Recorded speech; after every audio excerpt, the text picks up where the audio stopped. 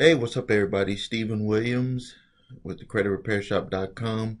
In today's video, we're going to talk about collections because that's just what most people are facing.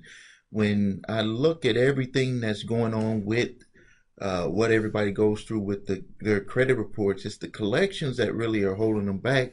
But then you have information that's out there about the collections, about that you shouldn't pay a collector, or should you pay a collector, or should you settle with a collector. There's all of this information that's out there, and this is what I want to say. I want to say that it's all true, but your circumstances is what makes what which way you're going to be attacking a collection, what strategy you're going to use for a collection. Because I don't care what anybody is telling you on YouTube or Facebook or wherever.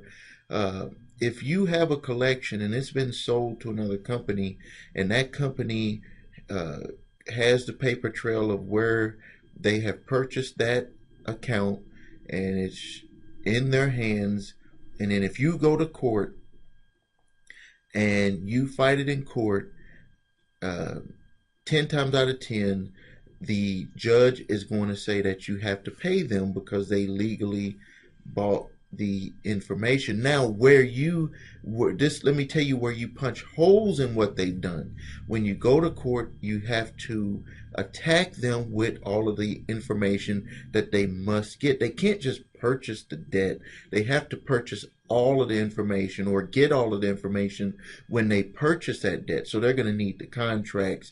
Let me put it with an analogy of like when you buy a house and you sign all the paperwork for the contract, you have to get the house also.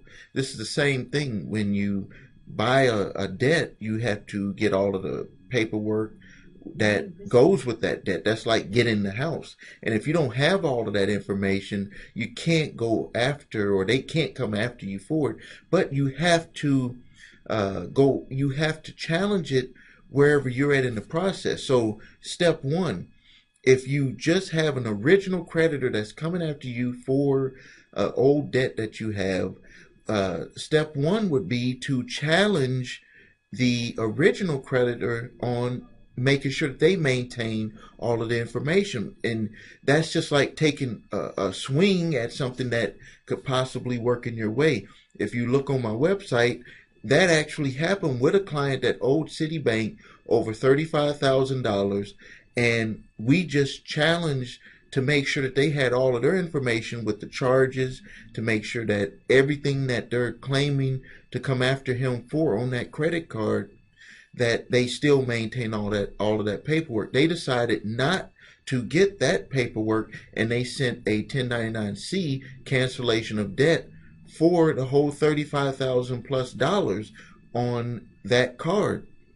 So that would be one. But notice when I say that, he's at one spot in the collection process. It's still with the original creditor. Now let's move forward. It's still with the original creditor, but it's moving over to a collector, either in-house or outsourced by the original creditor. Now what you want to do is you want to substantiate that collection agency has a right to come after you for that debt. You want to make them prove, even though they're collecting it, which is called assigned by the original creditor, they still must prove that they have the paperwork to come after you for it. So how does that process work? When you sign for your credit card or whatever the loan was or whatever it was, there's a document that you have to sign to allow them to release your information to a third party collector. You're going to request that documentation. If they don't have it, they're going to stop coming after you, and it's going to be sent back to the original creditor, and then that's going to put you in a better situation to deal with them, which might make them go ahead and do the cancellation of debt, because they understand that they never got that document signed by you, that they can release it to a third-party collector. Now let's go to the next step. If they sell it to a collector, you would go through that same process, but then you want them to show all of the documentation that they got from the original creditor. Remember in my story, or if you watch one of the video where I had actually accidentally learned about this when I was going through my situation in the 90s, is where I requested the information from the attorney's office about how they got this credit card debt that was from 1990 that claimed that I owed $4,500, which I know when I was 18 years old, the most that card was ever credit limit that they gave me was somewhere around $400 or $500. That was the most, but they were coming after me for $4,500. And what I did is I had asked for all the documentation, and they sent me a stack this big. I'm serious. I swear it was that thick, and it had black lines through all of the people's names except for my name, and it had the old credit card number, and then it had the original amount, which was I think it was $100 and something was what I had actually charged what I didn't pay at that time. But it had everything else blacked out. It didn't even show my name. It just showed the account number that purchased. So right then and there, they didn't even have the paperwork to prove that it was my account. But I didn't know at that time.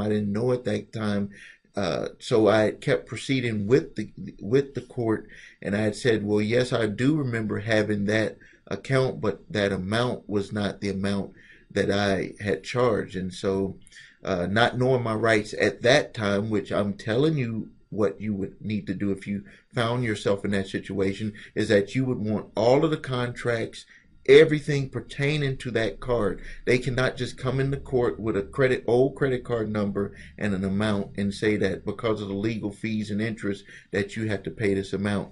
So you would want all of that information. If they don't provide you that information, and you ask the judge, if you're in court, you ask the judge to extend your time and have another court date to where they would bring that information into court. If they don't bring it, you ask for a dismissal.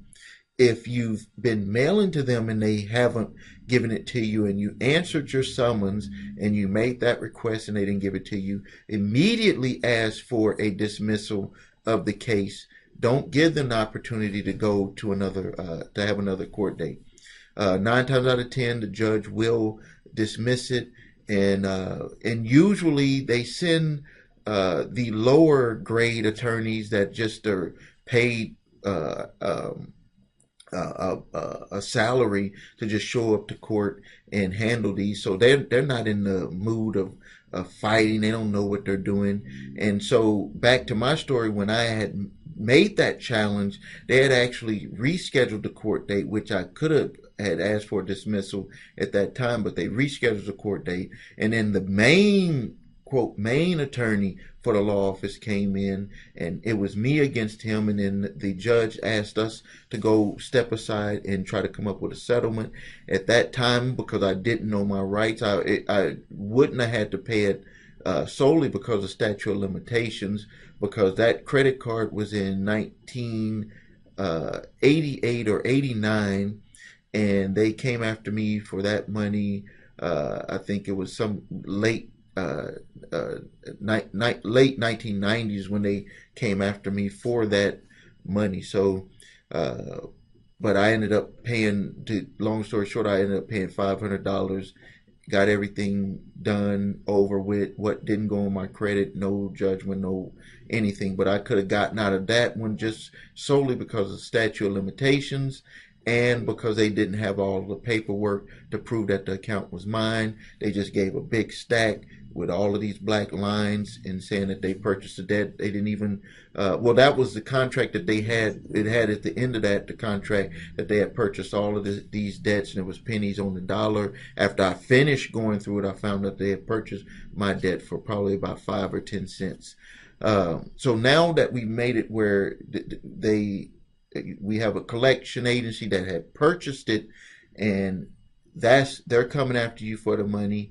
If you don't pay if you don't show up to court, they send a summons and you don't answer the summons properly, and the judge does a default judgment, your next step would have to go towards doing a settlement, unless it's with. I apologize for breaking that up, man.